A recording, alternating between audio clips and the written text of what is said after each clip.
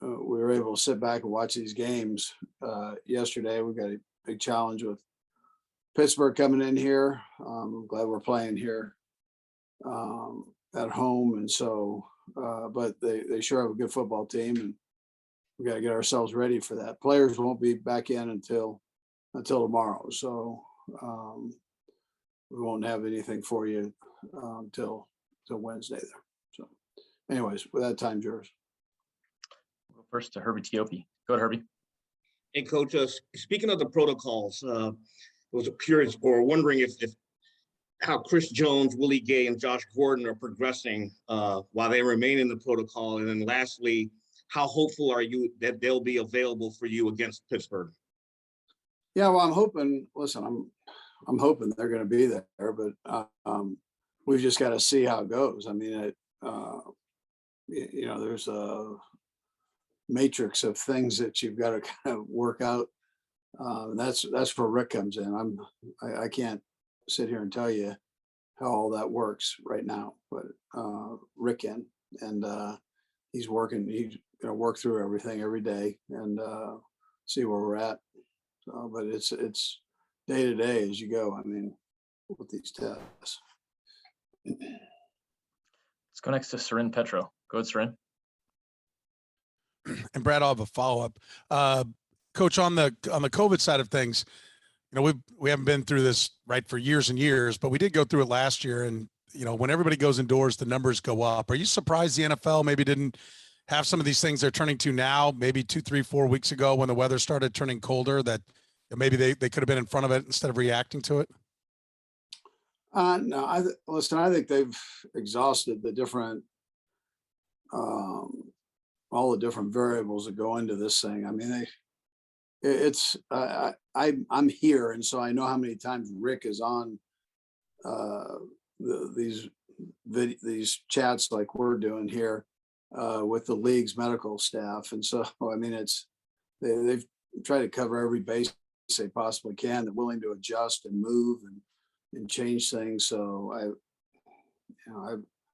I don't know enough here, Seren, unfortunately, to debate it, but I know that they are spending time. It's not something that's been neglected for sure, and they're the experts. I'm not, so I've got to defer to them on it.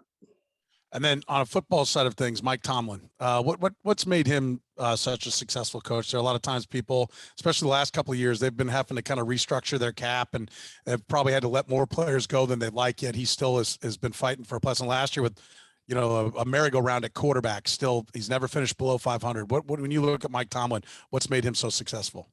Yeah, so Mike is very honest with his guys, and I think very honest with his judgment of his players.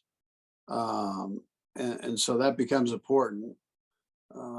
He loves his guys up. I mean, he's a player's coach and all that, but at the same time, he's realistic, and he's not afraid to tell a guy, listen, you're probably creeping up on the end here, and or keep him around during a negotiation. We probably need this guy to be here.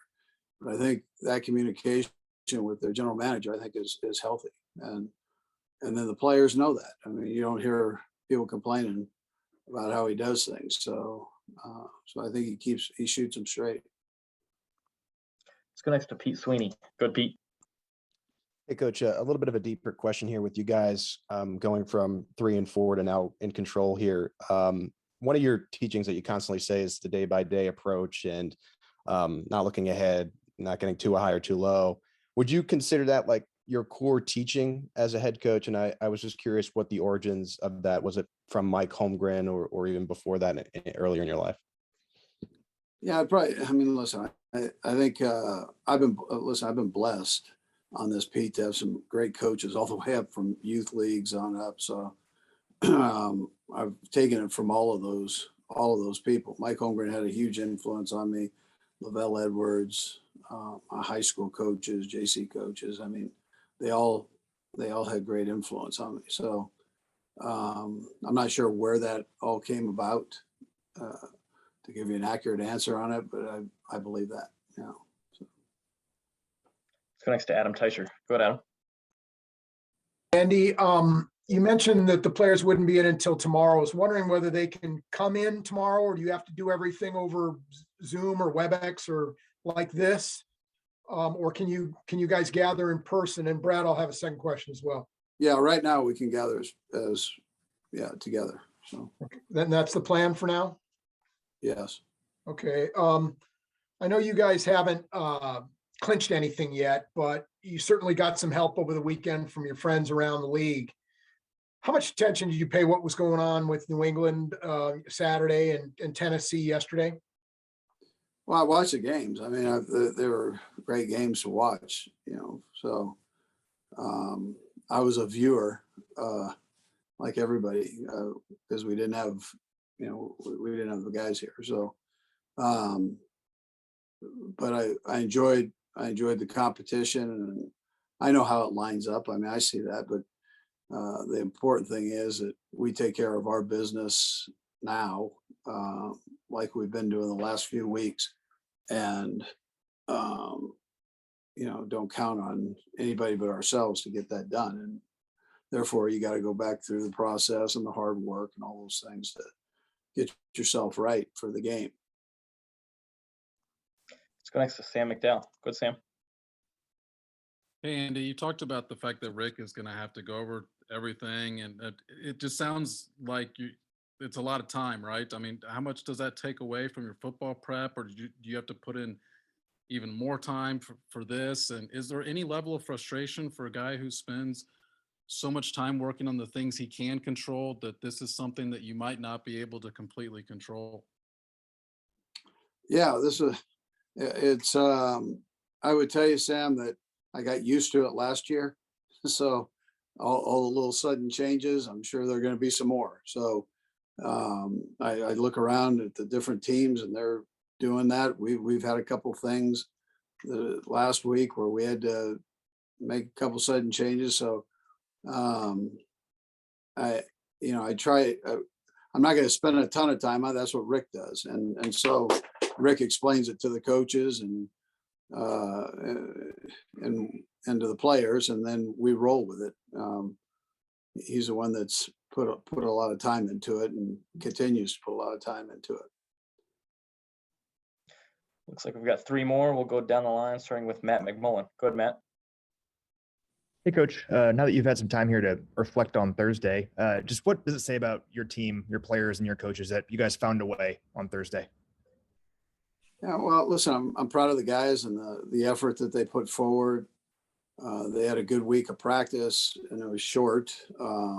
And then they went out and played, and I thought both teams played very competitively. It was a heck of a game to look at and to be a part of. So, but I'm glad our guys persevered, and the ball bounced the right way a couple of times for us, and we were able to come out with a win.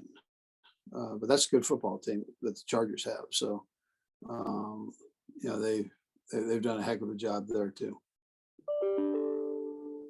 We'll go next to Todd Palmer. Go ahead, Todd. Hey, Coach. It's been a long fight to get back to the top of the AFC standings here.